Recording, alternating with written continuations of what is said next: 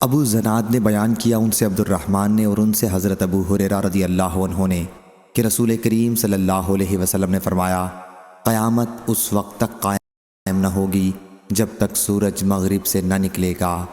جب سورج مغرب سے نکلے گا اور لوگ دیکھ لیں گے تو سب ایمان لے آئیں گے۔ یہی وہ وقت ہوگا جب کسی کے لیے اس کا ایمان نفع نہیں دے گا جو اس سے پہلے ایمان نہ لایا ہوگا یا جس نے ایمان کے بعد عمل خیر نہ کیا ہو۔ پس قیامت آ جائے گی اور دو آدمی کپڑا درمیان میں خرید و فروخت کے لیے پھیلائے ہوئے ہوں گے۔ ابھی خرید و فروخت بھی نہیں ہو چکی ہوگی اور نہ انہوں نے اسے لپیٹا ہی ہوگا کہ قیامت قائم ہو جائے گی۔ اور قیامت اس حال میں قائم ہو جائے گی کہ ایک شخص اپنی اونٹنی کا دودھ لے کر آ رہا ہوگا اور اسے پی بھی نہیں سکے گا۔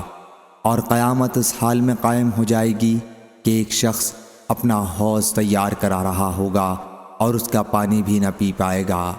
قیامت اس حال میں قائم ہو جائے گی کہ ایک شخص اپنا لقمہ اپنے منہ کی طرف اٹھائے گا اور اسے کھانے بھی نہ پائے گا۔